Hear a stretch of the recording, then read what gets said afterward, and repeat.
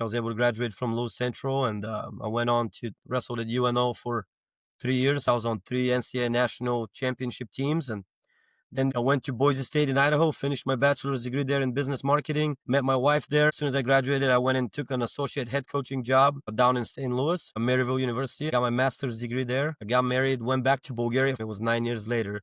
I won nationals again and made the world team. I wrestled at Worlds in 2015. 2016, I wrestled at World qualifying tournament for the Olympics, and I took second at that at Worlds. And then I went and competed in Rio and the Olympics in 2016. It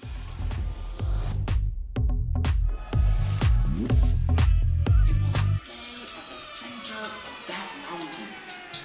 There are 7 billion people in the world. Not everyone's going to get this. Great morning, great afternoon, great evening, wherever this conversation finds you. I am Travis Gray. This is Gray Transforms. Today we are blessed to be transforming with another great guest, Georgi Ivanov, the Bulgarian Nightmare, the lifelong mission of Ivanov. And Georgi is an Olympian, having represented the nation of Bulgaria in the 2016 Rio Olympics. Georgi is the founder of The Best Wrestler, which includes a master class dedicated to parents of wrestlers. Recently, a couple of accolades to add to his great resume. Recently became the Hall of Famer in the Council Bluffs Olympian chapter, which is very cool. So we're from the same hometown, and you also won the U.S. Open Men's Freestyle National Champion. How are you doing, Georgi? I'm doing great. Thank you so much for having me. It's an honor for me to be on your podcast. And thank you for the amazing introduction.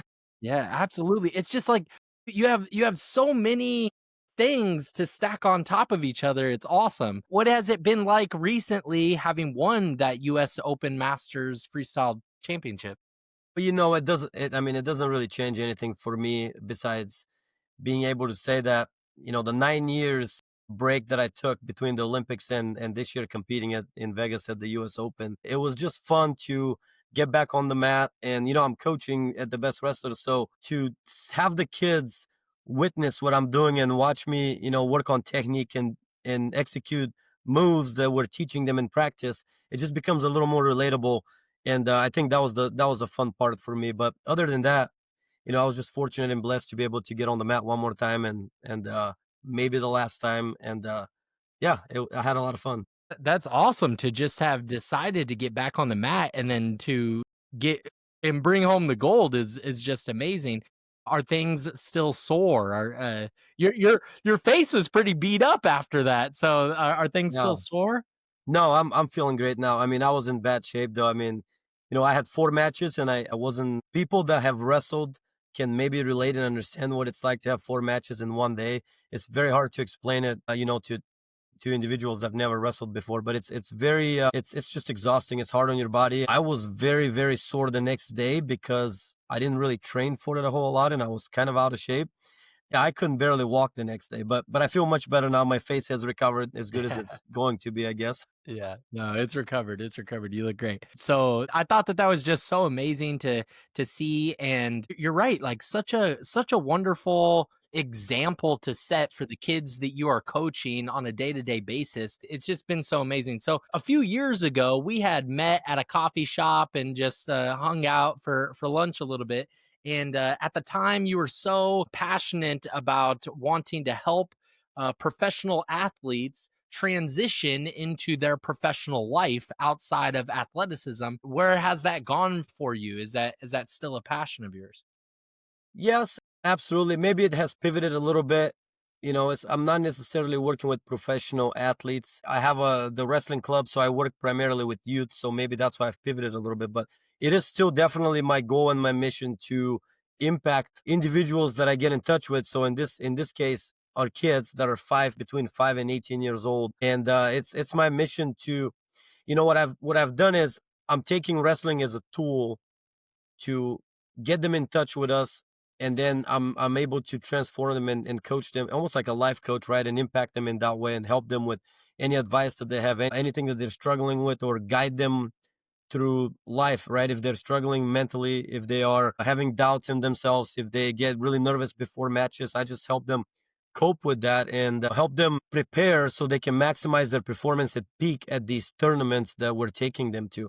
It's funny because kids come to us for wrestling, and it's almost like a lot of them don't even have high expectations or high goals. A lot of them just come recreational, and it's our job as mentors and coaches to almost brainwash them into believing that they can achieve greatness and they can do something much more than that. And then in the process, they develop goals that are you know crazy at first. It seems like they're so large and so big, and then by the time that we work with them and we help them, encourage them, believe in themselves, and they change their mindset, it becomes a lot more attainable. It becomes a lot more tangible for them. So it's a lot of fun to mold young minds like that.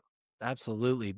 There's there's this like negative connotation around brainwashing, but you are actually washing the obstructions and limiting beliefs that these kids have for Absolutely. themselves when they step onto the mat. One story that I wanted to share was that I remember my first time wrestling match, and it was the only sporting event that my mother ever watched me perform in. But essentially, this was a beginners tournament. But the beginners tournament was like an opportunity for more experienced wrestlers to get their confidence. And I was used. I was used for this for like a young kid. This was maybe like middle school age for me, and it was a young kid from like Omaha, maybe like Millard North or something like that. And his name was Ray Ray, and him and I are getting ready to wrestle. And my coach at the time, he's like, "Oh, I remember seeing his face. He's like, oh, you have Ray Ray for your first match." Like he already knew this kid, and I don't even know what any of this means. And he said, when the whistle blows, shoot immediately. Immediately shoot when that whistle blows. And so I get on the wrestling mat and the whistle blows and I froze. And Ray Ray took me down, probably pinned me 15 seconds, like just so extraordinarily quick. And I remember my mom saw me do that. My friend at the time saw that happen, and that was really embarrassing. But I kept going. But I never felt like I got the sort of coaching that you're describing. This kind of like mental instilling of positive aspects and knowing myself in a new way so that I could be more confident in the face of adversity on a wrestling match. So it's just that's an extraordinary approach to be taking as a coach. Yeah, for sure. No, your experience is very similar to a lot of kids that are first starting. And what's amazing about this is it takes a very large amount of courage to be able to step out on the mat where you cannot hide behind the team. You don't have anyone else but yourself. You put this, a wrestling singlet on, and I mean, you're almost right, like you're half naked, right? And you step on the mat and you're getting your butt kicked in front of hundreds of people, if not thousands. So it takes a huge amount of courage for a young athlete, a young kid to step on the mat and do that. And the ones that are able to go through that and come back and continue to practice and do it again and again and again with proper guidance and proper coaching and proper system in place, training system in place, those are the ones that can see results quickly. But it's a two-way street, right? It takes commitment on both ways. It takes commitment from the kid, commitment from the parents actually, and from the coaches. So it's much more complex than people may think. Yeah, I didn't even think about that until you're mentioning it right now.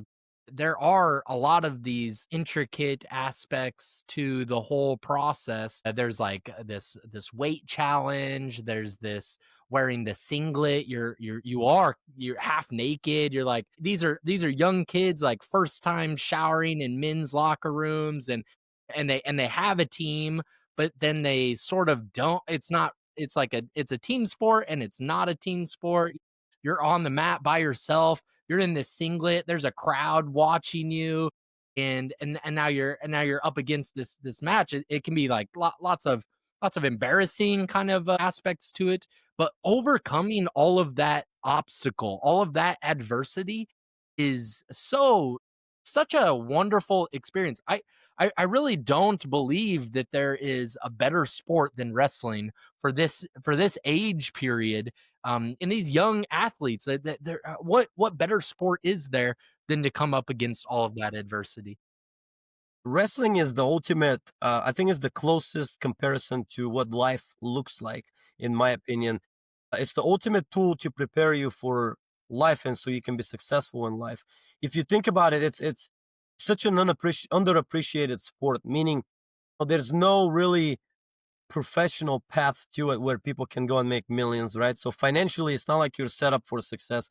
The people that have been set up through wrestling financially are the 0.000000001% of the people that try wrestling. But what it does teach you is values that are going to be helping you for the rest of your life, right? There's a book out there, A Hero's Two Journeys, and it talks about the journey where a lot of Hollywood movies are written on based on that, that's the storytelling based on that line, right? And there's what they talk about is, and I apologize, I can't remember who wrote it, but what they talk about is basically what are the two journeys. The first one is the one that everyone can see on the outside. So you have a goal, you achieve it or you don't, right? That's the result. That's what people see on the outside. And the second journey that is much, much more important actually is the journey of transformation, which is no one sees it necessarily, but it's who you become because of the goal you set and on the journey that you set to achieve that goal. You have to transform as a person and you become someone much, much better as a result of the journey and the goal that you have and the journey that you're on. And so wrestling is a lot like that. Wrestling is a very transformational sport. And a lot of times people are like, man, it's almost like chosen suffering, right? It's so difficult. You're cutting weight, you're starving, you're dehydrated, and you don't have no one to hide behind it. And you go against sometimes kids that are much more developed than you, or they're physically more gifted, genetically more gifted than you, and you're getting your butt kicked right in front of thousands. So it's embarrassing, it's humbling, and you've done all that training and suffering before you even go out there to get embarrassed through the help of proper mentors in a proper environment, in a proper system. It really is the ultimate tool that can shape young minds and make you know kids very, very strong individuals for life. So I love comparing wrestling to what life actually looks like.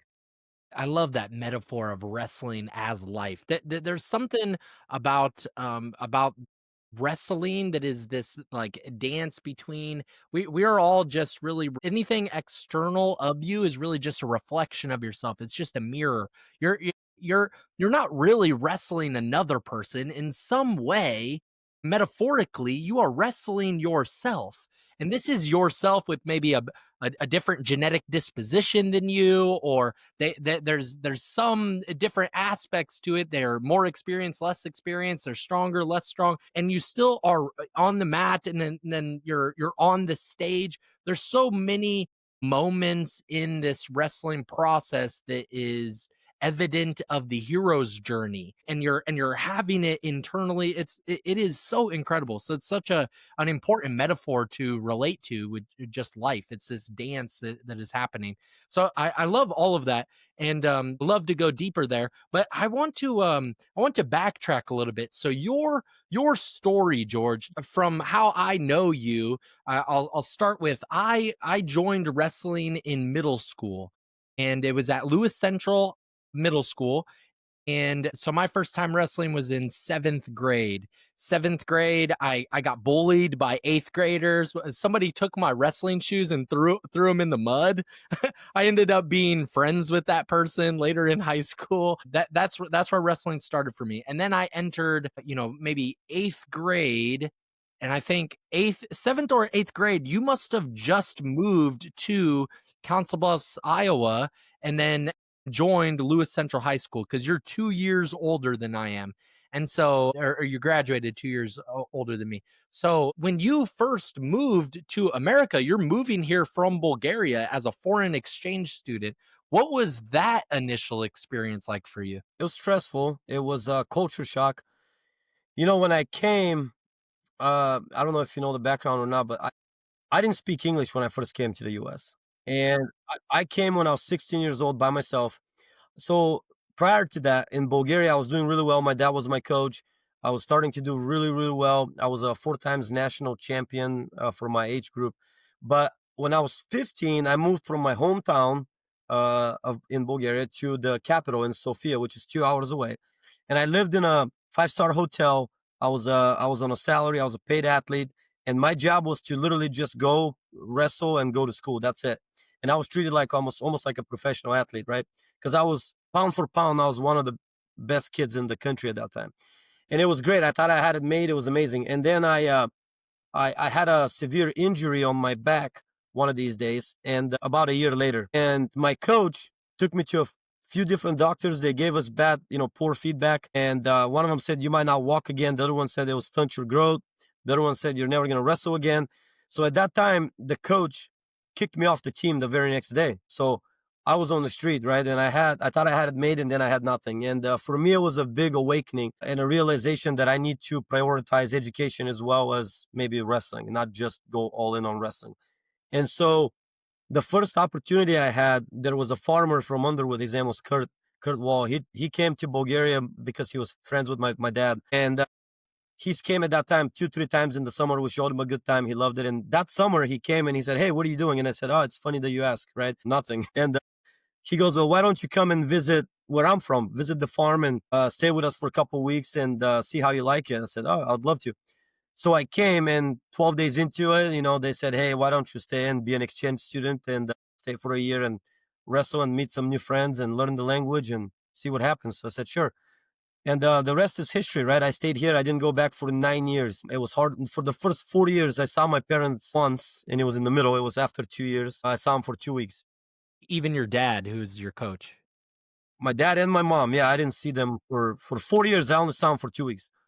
And so I was on by myself. It was very difficult. It was culture shock. It was a lot of a lot of adversities, but I made it, and I was able to learn English. I was able to graduate from Lewis Central, and I went on to wrestle at UNO for 3 years. I was on three NCAA national championship teams, and then they dropped wrestling, and I went to Boise State in Idaho, finished my bachelor's degree there in business marketing, met my wife there now. And then as soon as I graduated, I went and took an associate head coaching job in a college down in St. Louis, Maryville University, and I got my master's degree there. And I got married, went back to Bulgaria for the first time at that time. It was 9 years later. I won nationals again and made the world team. So I wrestled at Worlds in 2015. And then in 2016, I wrestled at World qualifying tournament for the Olympics. And I took second at that at Worlds. And then I went and competed in Rio in the Olympics in 2016. What an incredible journey. So, I want to deepen even that high school experience, because you're coaching others kids of this same age range. There's so much adversity in moving to a new place. I teach in a master's of business administration program, and most of my students, English is their second language.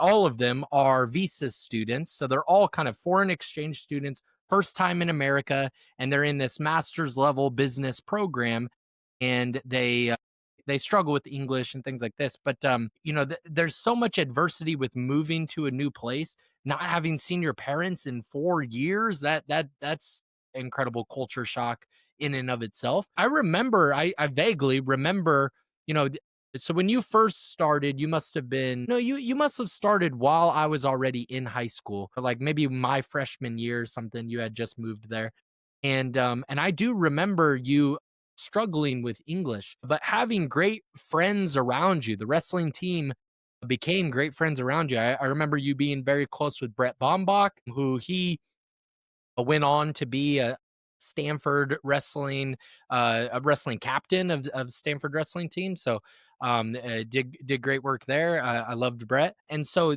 at this time you're building friends, but you're already really confident in your wrestling. I I guess we skipped this part of like your back injury. How did that become like you healed from that back injury and entered wrestling? Did you get better help here in America? What was that?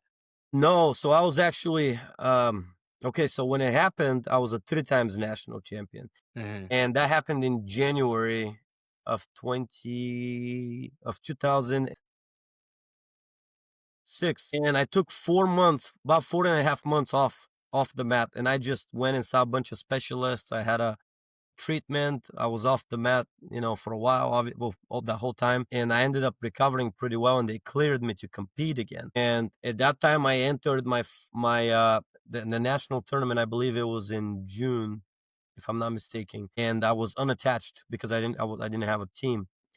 And it was funny because prior to my injury, I was so dominant at what I was doing, and after the injury, I think a lot of people still respected me and they didn't really know how bad of a shape I was in. So I think there was a little bit of a mental edge on my side. And I still competed and I still won, but I remember winning like barely, right? But I won and it was awesome because I showed that coach that I was able to still compete and win. And then that summer is when I came to the US. And so yeah, I actually recovered back there and I came to the US and I was fine after that. Okay, great. And Lewis Central has always had such a strong wrestling program. We've had great coaches and great wrestlers have come out of Lewis Central, including yourself, of course. I think that we were a similar weight class, and I was so intimidated by you. I think that maybe we only because I'm so fresh to wrestling. A lot of the kids that might join kids join wrestling at different ages, but the kids that started off wrestling at 3 years old or whatever, those are the kids that are always performing really well, very successful in wrestling into high school, middle school, and into high school and things. And I remember maybe only one time in practice that I wrestled with you personally, and that was because like you're varsity and all of these things. Did you ever come across like where was the edge for you in terms of being intimidated or feeling not so confident in practice or matches? Is it at a state level? When did you come across those edges, those adversities? Yeah. Or have you always been very mentally strong and confident, and maybe wrestling because you've done it for so long, it was always very natural to you? So I've always been very technical because I had the privilege of working with my father since I was young. He was competing on national teams himself in Bulgaria, and I grew up watching him and following him compete. So I was in the gym since I was 3 or 4 years old, and I was very technically sound. But what's always been missing, a missing piece for me, was I matured really really late. So I didn't actually win a tournament until I was a freshman in high school. I started wrestling when I was 3. So in that short amount of time, I matured a little bit. I had a growth spur. I hit puberty a little bit, and then I felt better physically. And when I was very technical, and you put the two aspects together, then I went and I won my first national title when I was a freshman in high school. And in Bulgaria, they have them winter and summer nationals. That's why I was able to win 4 before I came to the US. But my point is this: once I won my first one, something clicked for me mentally, and I went undefeated for 2 years in Bulgaria. I didn't lose for 2 years, and then I carried that through the rest of my career. Now, did I face moments when I was intimidated? Absolutely, right? Like the Iowa State tournament, Fargo. Fargo is the largest high school tournament in the world. You have 32 mats, I believe, and last year there were over 8,000 entries in there. I mean, in a matter of 4 or 5 days, first of all, I had to make weight 4 times. So every day you make weight. So you have to keep your weight down and you hold it. I had 20 matches in 4 days, between freestyle and Greco. So it becomes intimidating. But I guess where my confidence came from is from my abilities. So from my competence, right? Knowing my stuff and being in familiar positions in wrestling, and also falling back to my preparation and knowing that I've put in the work and I've trained hard and I've, and then later on, as I matured and got older, I learned how to not care really who I wrestled, but to focus on what I control, and focus on my performance and not things that I have no control over, such as how tough they are or how strong or big or fast or whatever that they are, or where we're competing, or is it cold, is it warm, what the facility looks like, right? These things that are out of my control. But it took some time for me to develop that level of competitive maturity. The fortunate part is I did get to that level, and now I'm able to teach these kids that. The problem is you cannot fake it. And although I'm teaching these kids what it should like, what it should look like in theory, they still have to go through it themselves and mature physically, put in the work, learn the skills, have the will to compete, and then with time, when they see that what they're doing is working and they're progressing, develop the level of confidence that they need. It's a lot easier for some kids that are younger and they are genetically gifted and they mature quicker to feel confident, because at a young age, no one is really that much more superior technically than the other. They're all beginners. But the kids that feel physical and feel strong, you're in a combat sport. As soon as you grab a hold of this other person, you feel them softer. It's natural to feel a lot more confident, right? Yeah. But the kids that are soft and not as genetically gifted or mature slower, those are the kids that really need to develop their mindset and really get a deeper understanding for the sport. I mean, they both do, because the other side of it is, okay, you mature early, you have success early, but then you forget that you need to develop your skills, and you need to continue to be coachable, and you need to continue to develop and evolve. And the kids that get too confident in themselves and forget that they need to do that, then they end up hitting a wall by the time they're in high school, and they start losing matches they shouldn't be. And now they're much, much later in their journey, and they start doubting themselves, and they start seeing that they don't have enough skill. And those are the kids that actually, in my opinion, don't make it as far as they should. Yeah. I hear you on that, like, late development. It's interesting how that can influence the psychology of a young man, and like the late developing is not a bad thing. It just is what it is. But you can always be. It sounds like you are very sure of yourself in your skill set and your preparation. You know that you prepared as much as you could prepare. I think that that is interesting in terms of like kind of this stage fright thing. I'm really interested in that kind of thing. And then when anybody is stepping into the ring, stepping onto the mat, the man in the arena, and that preparation, that knowing that you have done everything that you could do. I tell like students this kind of thing all the time. It works in all kinds of areas of your life. That's why wrestling as the metaphor for life is great. It works in all kinds of areas that you when you show up, you know for a fact that you have done everything that you can do. If you feel like you could have prepared more, well then one, you should have prepared more. And then two is that you have to let go of that in the moment that you are there. You know, oh, I'm not as good. In this championship. You're in this maybe state level championship. You're there. And you can't there's no turning the clock back so that you can prepare more to feel more confident for these people. You are there right now, and it is time to believe that you are there. Believe that you have already set yourself up with the right skills, the right preparation, the right mental work, have the right support behind you in your coaches and your family members, and in the emotional aspects that you need to. But you're there, you're prepared. It's time. And I love it when it's time. I love it when the whistle blows, when the bell rings, when it's time to go. That's exactly what you did all of this for anyway. You did it to be in that moment.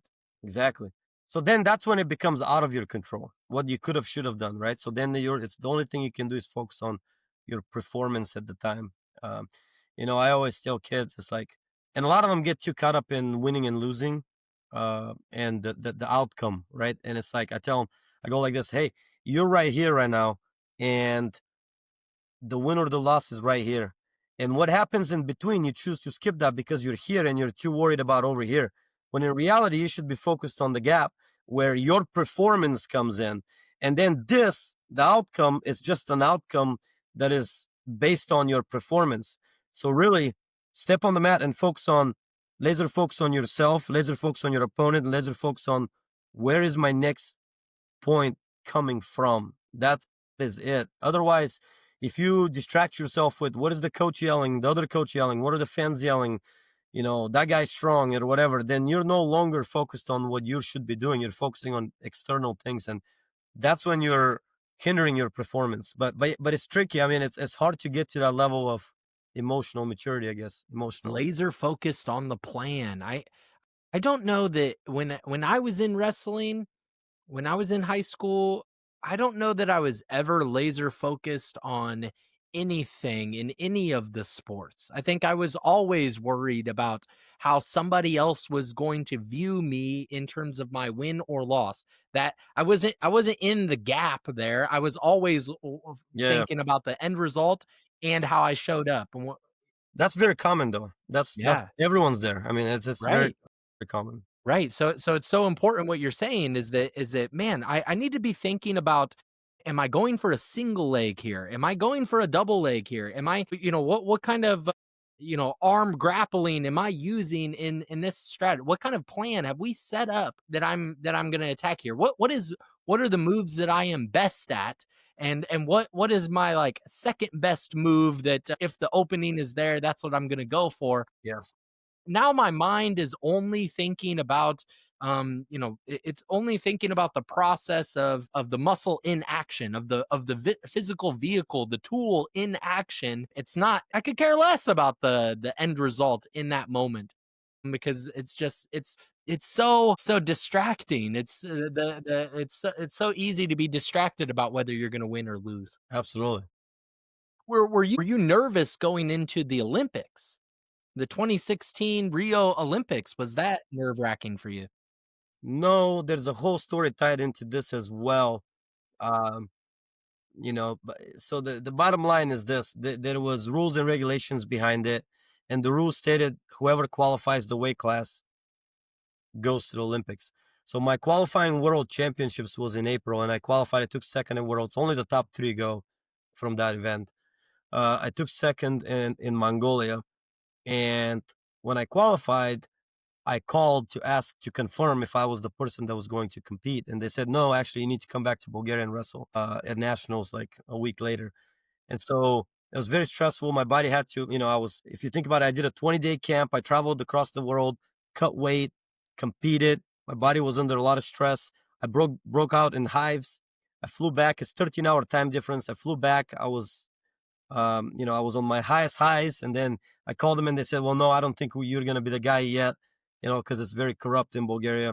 And so then I had to pack up again, start cutting weight again, fly overseas again to compete, and I ended up actually underperforming big time, and I lost. And so then it was messing with my head mentally. And then I said, "Hey, okay, well, are you going to let this guy compete, or is it going to be me?" And they said, "Well, we don't know, but you have to stay here for 3 months. You have to stay here from now until the Olympics." I was a full-time graduate student. I was a full-time employee at the university, and I had a lot of things on my plate. So I had to call my professors and tell them, "Hey, will you work with me? Will you let me do online work?" And they said yes. I called my employer. I said, "Hey, do you mind if I take this time off? I have to see it through. It's a once in a lifetime opportunity. It's a lifelong mission, right?" Yeah. They said exactly. They said sure, we'll work with you, which was very very nice of them. Yeah, I called my wife. I told her, "Hey, I have to stay here. I have to see this through." And so I did. And a month before the Olympics, they sent us out to Dagestan in Russia at a very, very tough international tournament. And they said, "Okay, whoever does better between you two goes to the Olympics." And I'm Bulgaria was telling you this. correct, Bulgaria, yeah. So I was like, well, at least we're going to have some type of conclusion here. We went there, we competed. I wrestled for a third place match. The other guy lost. So I knew I was the guy. But by the time I made it to my third place match, my knee popped and my shoulder got dislocated. And that's a month before the Olympics. So I forfeited that match. I didn't compete in that match. So I ended up with the fifth place. And they told me that finally I was going to be the guy to compete in the Olympics. The problem with that is I was hurt, injured. So I took a month. I wasn't on the mat for a month, and I went to the Olympics and I competed. And it's back to your question. At that time, I was more relieved more than anything. I didn't really have too huge of expectations because I wasn't at nowhere near close to 100% of my abilities. And I was just happy to be there and to accomplish a lifelong goal and just soak it all in. The Olympic Village, the trip, the weight cut, the training, the stepping on the mat. Just the whole thing. I was a Nike sponsored athlete, so like going to the Nike rented out a whole golf course for all the Nike athletes. They called it the Nike House. Just going there and soaking it all in. It was unbelievable, and I chose at that time to just create good memories and not be nervous. So it was really not a lot of pressure for me at that time. That's awesome. Like what a refreshing perspective on all of that. And it's a great model for if any of your kids are watching this, if anybody out there is watching this, like look at all of the adversity that he was facing. Dislocated shoulder, knee popped. Bulgaria, corrupt government is allowing him to go or not allowing him to go. You have to do it here. You didn't do good enough. Now a week later, 14 hours or these different time changes and just shipping you back and forth to really put the pressure on you. And pressure makes diamonds. The pressure is what you want. You want it to be. Earlier you said something about wrestling. When you're in wrestling, it's the adversity that you chose, and that's better than like the world, the universe kind of throwing stuff at you because you're not doing anything with your life. You chose this hard path, and that's gonna make you stronger. But for you to have that mental, just like a really refreshing mental outlook, even regardless of all of the injury and all of the recovery that was needed in order for you to give it your best shot at the Olympics. And then you made it. You're an Olympian, and nobody can ever take that away from you. Nobody can ever take any of these experiences of these wrestlers in high school or whatever age, whatever level of competition. Nobody can ever take away from you that you stepped on the mat. You went into the wrestling room, you prepared to the best of your ability, you stepped onto the mat, and you were willing to be the man in the arena. You were willing to face that opponent. And that is incredible. Thank you. Yeah, absolutely. So when you are working with parents to help instill the right mindsets in these kids, what do you find is the struggles that you come up against most? The challenges with parents are, I have I'm fortunate enough to have gone through the journey of being an athlete at all levels and having coached at almost all levels and having a father as a coach and a father figure and a mentor. And, so I have a lot of experience from a lot of different angles. And a lot of the challenge with parents right now is they see their kid and they either, it goes two ways. They either have no belief that their kid is going to do anything, so they don't even almost take it serious. When I can see certain things in their kid and I believe in their kid, right? And I tell them that, hey, even though it doesn't look like it right now, your kid actually has God-given talents and potential to make it. You just have to be consistent, committed, and put in the work and trust us, right? But they don't even see it that way. They're like, yeah, there's no way my kid's gonna do that. Or the other is their kid maybe matured a little bit quicker and they have a little bit of success when they're 7, 8 years old, right? And now they think that they're going to be the next big thing. So they choose not to, again, listen to us because, hey, I know what I'm doing because it's currently working and we're going to do this and go to 16 different coaches and 5 different clubs and 10 different camps because we have success and it's cool and it feels good as a dad to or a mom to have my kid do well.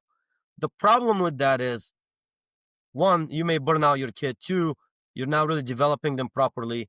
Three, you're not setting them up for long-term success because you're not buying into a system. You're not connecting with a mentor that can take them through all these stages. You're just hopping here and there and there and there and there. And that's not really a recipe for long-term success. In wrestling, this gets too much into the technical aspect of it, but if a kid does not know what they're looking for on the mat, in other words, if they don't have their own style identified and they don't know exactly what they're looking for, the kid and the coach are not on the same page, it becomes very difficult because now uh, there is no unity, there is no consistency in the coaching style and the performance of the kid. I may be screaming one thing or coaching them to do one thing and they're doing something completely different. Or you might get a second coach that's teaching them something completely different. And now the kid wants to please both coaches. So there ends up being a division and doubt and hesitation. And anytime you have a division or hesitation, you're not executing at 100%. And anytime you're not executing at 100%, you're much, much, much, much more likely to fail. And when you fail, you start doubting yourself. And it's this cycle. And parents don't see that, and parents think that the only reason I'm encouraging them to trust me is because it's my business, and everyone that is selling anything is going to tell them that their thing is the best thing, right? And the reality is, I'm much less interested in their couple $100 a month than I am to impact their kid long term. And it's much, much more fulfilling for me to see a kid start with, you know, not being anywhere, and see them through the journey and see them succeed and see them get Division 1 scholarships, or see them chasing their dream and being happy and connect with that family and have a lifelong bond with them and have a relationship. That is so much more fulfilling than me. There's many ways to make money, right? But those relationships and those touching moments and that impactful journey, and that's what's fulfilling for me. And unfortunately, with so much marketing and selling nowadays in youth sports, it's very, very difficult for parents. Parents get misled quite often. Yeah, but your heart is actually in it. Yeah, That's what I sure. heard from you. Your My heart heart, is actually in it. if my heart was not in it, I wouldn't be doing this, man. There's many, many easier ways to make money, right? Real estate, sales. I mean, you name it. I mean, I have a business degree and master's degree. I can go get a 9 to 5 job and buy back my time, my evenings and my weekends, so I can spend it with family. I'm doing this because I love it, and I feel like I've gone through this journey and I have so much to offer to these kids that I can actually impact hundreds of kids, if not thousands of lives. And it's very difficult on me when they don't see it that way. Uh, Mhm. those are the things that keep you up at night. Yeah, for sure. I hear that. So a part of what they are not developing their child properly, it sounds like because they are not mastering a system or refining in a specific direction and like stylistically, if they can do this one stylistically, then that is where they're going to reach their Yeah. success. But when So they so what I'm talking about, sorry to interrupt you, but I'll just clarify it. What I'm talking about is this. Imagine running a business, but you're following three operating systems. you know, One employee is going to say one thing, the other is going to say something else, the third is going to say something else. Even though they could be talking about the same thing, they're using different terminology or a little bit different way of doing it. And there it becomes confusing, and there's no consistency and no proper way of tracking, no proper way of having a smooth, automated operating system. So a lot like that is wrestling. There's many ways to have a successful wrestling style. There's many ways to skin the cat, right? There is I'm not saying that my system is the best system out there necessarily. What I'm saying is, for a kid to be successful, the fastest way for a kid to be successful is to buy into a proven system, proven, meaning they have results in the past and they've done it over and over again, with a mentor that they align with, that have similar values and morals and beliefs as their family values and morals and beliefs. And they need to go all in on it.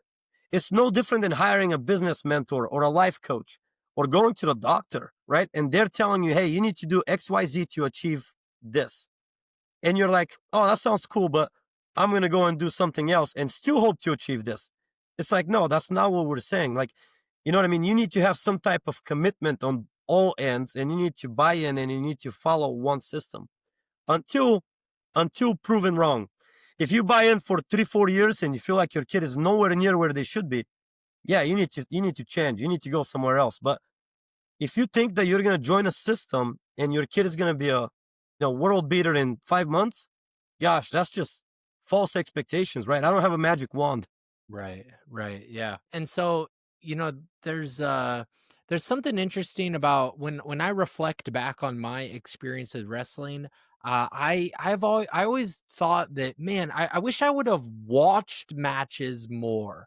I wish I would have seen people perform the sport more. I never really I think maybe some of these kids that you coach are they go into wrestling and they do the practice and they go into the matches and they've never actually seen a wrestling match happen. Hmm. They've never actually watched like video of people performing this sport. And so they don't so then and the parents definitely have not. And so then they have this they don't know how to find a style that they can resonate with. They don't know how to find a system. But we're not asking them to reinvent the wheel. We're asking them to, hey, trust us and we'll guide you and we'll develop the style for you. You don't need to really. You don't need to really, I'm not asking you to master the sport and understand what it takes and all the moves and all the different styles and all the different types of wrestling and all the styles that match your body type, etc., etc., etc. So then you can choose the perfect style for yourself. That's why you're paying us, right? We're there to guide you and to say, hey, I think this move will work for you. You know, you shouldn't even ask questions. If I tell you that, just go and do it. Because I'm telling you this from experience. I'm telling you this because in my mind, before I gave you that advice, I've observed, I've identified your body style, I connected it to another wrestler that has a similar body style, and I've weaved out through all the possible moves that I want to teach you. And I'm giving you the one that is the simplest to understand, the easiest to learn for right now, and it is matching you for where you're at right now. So you should just do it. You know what I mean? And the problem is, in order for them to do that, there needs to be a lot of trust. And trust is something that is lacking when parents come in and they're new and everyone else is recruiting them and saying, hey, you should come to us, you should go there, you should do this. It's very difficult for a parent to say, you know what, these guys know what they're talking about. I'm going to trust them. And funny enough, me just going to the Olympics and being an Olympian and us coaching world champions and other Olympians and national champions, apparently it's not enough of a credibility for them to trust us. Well, Georgie, you just keep showing up and showing your heart there, and that's just going to continue to attract the right wrestlers to Exactly. you. Absolutely.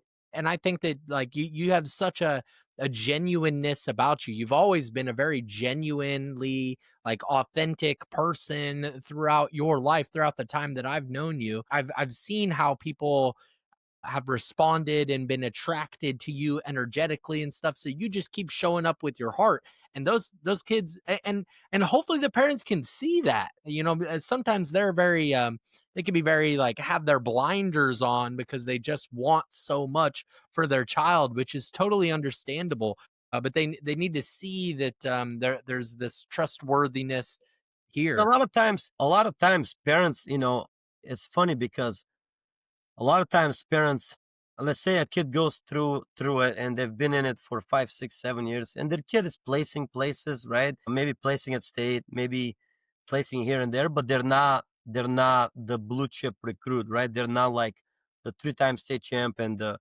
national champion. And it's like, man, like if you really think about what you're expecting out of your kid, you realize that we live in the US, in the United States of America. It is one of the most competitive countries in the world when it comes to wrestling, besides, maybe Russia, maybe, I don't know. I mean, the US is up there. It's one or two. Best country in the world, right? So, for parents to want their kid to be a national champion or otherwise it's a bust, otherwise it's a fail, it's so unrealistic. You're asking your kid to be, and if you take into consideration, so let's say you make Team USA, so you go to nationals or world team trials and you make Team USA, you're the guy, and you go to worlds. Now you're representing Team USA at worlds. In the last 5 years, I would say if you make Team USA and you go to worlds, you're automatically top 3 or top 5 in the world, top 3 in the world. So you're telling me if your kid is not top 3 in the world, it's a fail? It's just so unrealistic. You know how many stars have to align for your kid to be top 3, to be the 0.00000000001% of the world? Yeah. 8 billion people, you're asking your kid to be this? Like, come on. mathematically, mathematically, it doesn't make sense. You know what I mean? Like we just had the first ever world champion to come out of the state of Nebraska. History ever. And it just happened a couple years ago. And it's like, now you want every other kid to be a world champion? It's like, statistically, it doesn't make sense.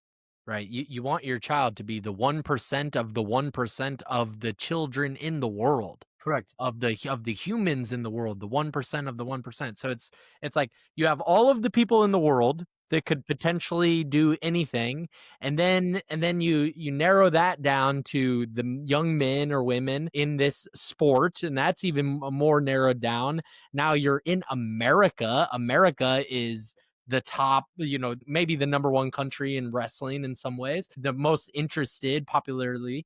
And then now you're in Nebraska, Iowa, on top of like the out of the 50 states, like these are top wrestling states, and then all of that is just narrower and narrower and narrower. And then when you're wanting them to be world champions, state champions, national champions, that is 1% of 1%, 1% of 1%. And man, you're right. It's not realistic, but the kind of skills in mental discipline and these other coaching aspects that you're able to provide for any of the kids that go into your gym, any of the kids that maybe some of those kids won't ever be state champions, but those kids are still getting something of such extreme value. You're instilling something of incredible value that is going to it's going to influence every aspect of their life, every aspect of their working and professional life, and in their relationships and in their confidence with themselves. Their relationship to themselves is going to be astronomically improved as a result of being involved and committing to it, rather than being all over the place trying to find the right coach to trust, and the right coach that is gonna Absolutely. actually steer you in the right direction. Yeah.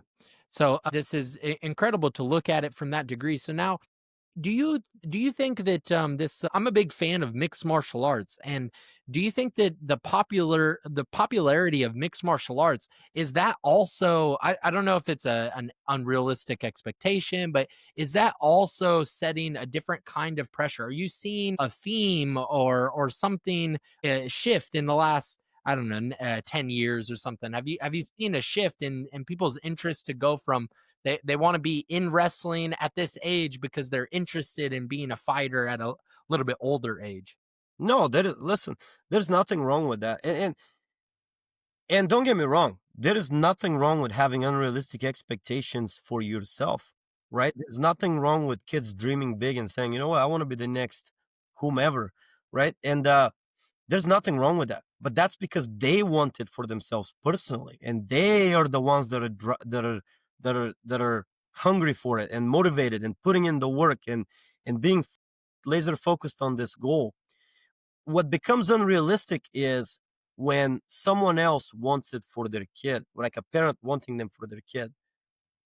A lot of times the kid doesn't even want that goal. You know what I mean? So now you're placing your expectations and your projections on your kid that they might not even want to be a wrestler. And you're upset because they don't have certain results. And it's like, you know, you have to, that's what I meant by that. But everybody that's accomplished anything extraordinary is a little bit crazy and a little bit unrealistic, right? It's out of the norm. It's out of the. I mean, just dreaming to be an Olympic champion is insane. The amount of work and the obsession that you have to accomplish that is crazy. So, what I'm saying is, back to your question, like mixed martial arts, or regardless of what journey you're on, anywhere you're chasing extraordinary, you're out of the norm. Success is not normal. I mean, success is just not normal. Being successful in anything that you do is out of the norm, and you have to do more than people. That's when you're a little bit crazy and lonely, and you're judged and you're doubted and you're all these things, and you've made fun of at the beginning until they start seeing success, and then it's like, holy crap, this person's really doing it. No, I mean, mixed martial arts, again, it's a combat sport. It's a combat thing. I think why it's getting so popular is because there is no really age limit on it. You can do jujitsu, for instance, and you can be 70, 80 years old and still roll on the mat. Wrestling is much more physically demanded sport. You can't really do it in slow motion. And that's what makes it so difficult and lose its popularity. However, there's no better sport than wrestling to train you to be a mixed martial art weapon, Yeah. right? So I think the reason why jujitsu became so popular is because it doesn't matter how old you are, what shape you're in, where you're at on that journey, are you on chapter 2 or 20? Doesn't really matter. You can get on there and roll at your own pace, and that's what's beautiful about that. So I love what you were just getting into, that the unrealistic expectation is fine. You do have to be crazy if you want to be the 1% of 1%. If you really want it, you're going to be crazy. And just at every level of this sport, it's pretty wild to just, I'm going to wrestle another man until I can pin him, until I can, roll him over and throw him and all of these things. Like, how, and I'm going to do this half naked. I'm going to do this in a singlet. I'm going to do this, in a crowd of people. All of that is pretty extraordinary and kind of crazy, but for all the right reasons too. Can you dive in a little bit deeper even? What does it mean to be the best wrestler? What is your definition of being the best with all of this? Best wrestler simply means that um, you're held to a higher standard. You don't compete with anyone else or compare yourself. You compete with yourself personally, and you're trying to be the best version of yourself. Be the best means that you will be the best in everything that you do. You'll be the best on the mat that you can be. You'll be the best child that you can be. You'll be the best friend that you can be. You'll be the best in school that you can be. Anywhere that you go, you become the best version of yourselves that you can be. And that's a new mindset that you walk into. It's a new standard that you set for yourself. And it's, you're a role model. You become an example. And when you live your life like that to the best of your abilities, you will never regret it and you will never fail and you'll never look back on it and say, you know what, I could have done this or that. And so the best wrestler just simply means that you're gonna be the best that you can be, period. That you're going to go out there and give your best effort in every moment, in every situation. And it's not about the result. It is about that middle path that you were speaking of. It's about that gap. How can I be my best in the performance between point A and point B? And that is, I'm showing up and being the best self that I could be. That's awesome, George. Thank you so much for being in this conversation, taking the time out of your day to have this conversation with me. And I understand that you do have a course for parents of wrestlers to help with the mindset and instill the right mindset into their wrestlers. And then you're coaching. Where are you coaching? Where can people find you and your information and all of that? Yeah, yes, and I want to say thank you so much for having me. It's been a pleasure and an honor to have this conversation with you. But yeah, so my the easiest way to find me is probably Instagram official G Ivanov. So official Givanov, or on Facebook. Same for my personal athlete page, but the best wrestler is actually at Best Wrestler LLC. And yeah, I mean, any questions that you may have for your kids or as parents or even athletes that are not in wrestling, it just from the aspect of sports performance, I'll be more than happy to communicate and give you my best opinion or advice based on my experience. And I truly appreciate you guys listening to this for those of you that are. And thank you so much. I appreciate you, Dr. Gray, for having me.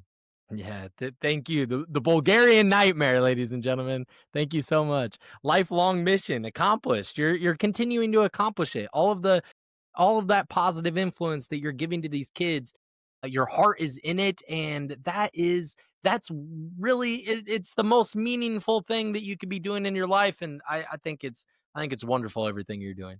Appreciate it. Thank you. Who is this man talking? I'm talking to you. You are the realest one you know. And if you need a